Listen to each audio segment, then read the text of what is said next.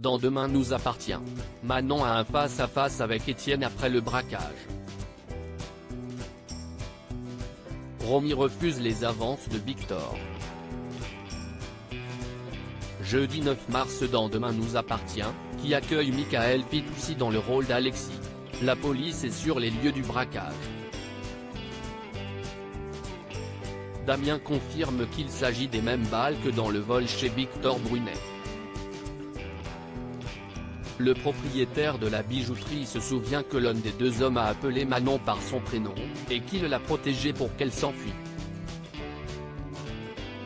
Aurore est étonnée que Manon ne lui ait rien dit à ce sujet. Martin interroge Manon lorsqu'Aurore arrive et la questionne sur ce qu'elle a appris. Manon dit qu'elle n'a rien entendu. Plus tard, elle se confie à Nordine. Il l'encourage à tout dire mais Manon lui répond qu'Étienne lui a sauvé la vie et refuse de le dénoncer. Ryan frappe Timothée. Jack arrive à trouver Ryan. Celui-ci se demande comment il peut être aussi habile sans y voir et Jack lui répond que si est parce qu'ils sont connectés tous les deux. Ryan le regarde alors avec tendresse. Puis Jack et Ryan jouent à un petit jeu. Ils inversent leur place. En jouant l'aveugle, Ryan frappe Timothée. Il commet alors une maladresse et traite Timothée d'handicapé, ce qui heurte le jeune homme qui rappelle qu'il a un syndrome autistique. Ryan n'a rien à faire des états d'âme de Timothée et refuse de s'excuser. C'est Jack qui le fait pour lui. Victor veut séduire Romy. Un bouquet de roses rouges a été livré au cabinet de Raphaël. Soraya pense que Raphaël a un admirateur secret. En cherchant bien, Raphaël trouve une carte et le bouquet n'est pour aucune d'entre elles. En fait, il est destiné à Romy, de la part de Victor. Raphaël questionne Romy sur leur relation et Romy affirme qu'ils sont juste amis. Raphaël pense que Victor a des sentiments pour elle. Au lycée, Timothée se pose des questions sur Étienne. Elsa lui conseille d'aller voir la police mais il est contrarié par son altercation avec Ryan. Elsa dit qu'il ne sert à rien de perdre du temps avec lui, mais Timothée découvre que la mère de Ryan n'est autre que la femme dont son père est tombé amoureux, Romy. Au même moment, Romy laisse un message à Victor pour lui dire qu'elle ne peut pas accepter son bouquet et qu'elle est là pour le soutenir mais en tant qu'amie. Timothée rentre alors et parle à son père du comportement de Ryan et qu'il ne pourrait pas le voir chez eux. Victor lui dit que Romy n'est pas sa copine et que ce n'est pas parti pour. Swasik fait une entrée remarquée au lycée. Chloé engage les élèves à se montrer matures avant qu'une intervenante ne vienne leur parler de sexualité.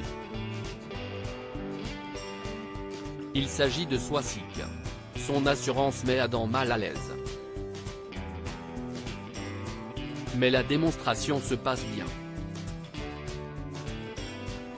Quand Charlie la voit au lycée, elle n'est visiblement pas ravie. Adam lui aussi en a marre d'être affiché à l'école par ses parents. Charlie tente de se renseigner auprès de François pour savoir si c'est lui qui a mis Swasik en lien avec Chloé et si c'est le cas. Charlie a du mal à ne pas montrer son malaise. Manon confronte Étienne. Étienne rejoint Alexis, dont la blessure est superficielle. Étienne veut en finir mais Alexis a d'autres plans. Il lui dit qu'il le rappellera une fois qu'il aura vendu les bijoux. Sans nouvelles de Manon, Dorian essaie de la joindre.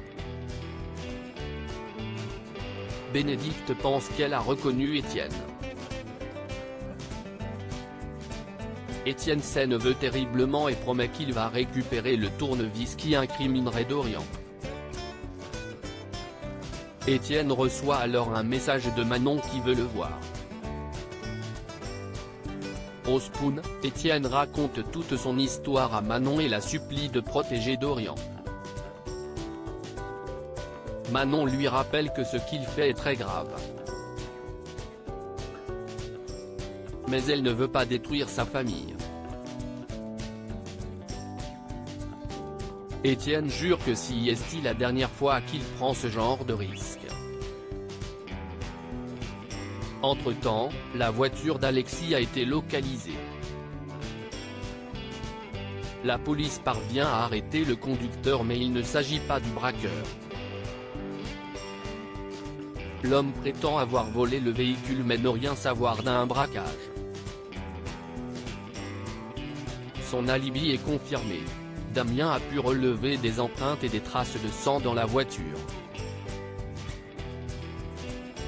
Étienne est démasqué. Damien informe Aurore des résultats des prélèvements de la voiture.